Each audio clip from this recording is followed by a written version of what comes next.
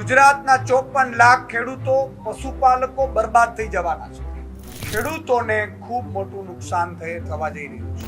નાના ઉદ્યોગો પણ બરબાદ થઈ જવાના છે. અમેરિકા સાથે જે ટ્રેડ ડીલ થઈ રહ્યું છે એમાં સ્પષ્ટપણે પેલા અમેરિકાની જ્યારે વસ્તુ આપણે ત્યાં આવતી હતી એ 30% આસપાસ ટેક્સ લાગતું, એના ઉપર 0 કરી દેવામાં આવશે.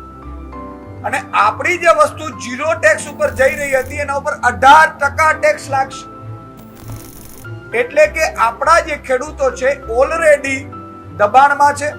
એને વીજળી મોંઘી પડી રહી છે, એને સિંચાઈનું પાણી નથી મળી રહ્યું, એને આફતો, કુદરતી આફતો આવે છે એના ઉપરથી બચાવ નથી થઈ રહ્યો, એને પૂરતા ભાવ નથી મળી રહ્યા, સ્વામિનાથન કમિશનના રિપોર્ટ પ્રમાણે ભાવ નથી મળી રહ્યા. આ બધી સ્થિતિની વચ્ચે પડતર કિંમત તો ઓલરેડી ઊંચી છે, ત્યારે આ ટ્રેડ ડીલ અમેરિકા સાથે થશે એટલે આપણા અમેરિકાના ખેડૂતોને એક તો ઉત્પાદન ખર્ચ ઓછું છે, બીજું કે લગભગ અંદાજે 54 લાખ રૂપિયો એક અમેરિકાના ખેડૂતને અમેરિકા સરકાર સબસિડી આપે છે.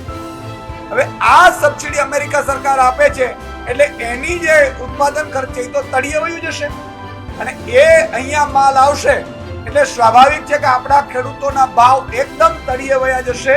ઓલરેડી ખેતી ખેડૂતો છોડી રહ્યા છે, ઓલરેડી પાક વીમો મળી નથી રહ્યું, કુદરતી આફતોમાં સહાયના નામે મીંડું હોય છે, ત્યારે આપણા ખેડૂતો અને ખેત પેદાશો બરબાદ થઈ જશે. એક વાત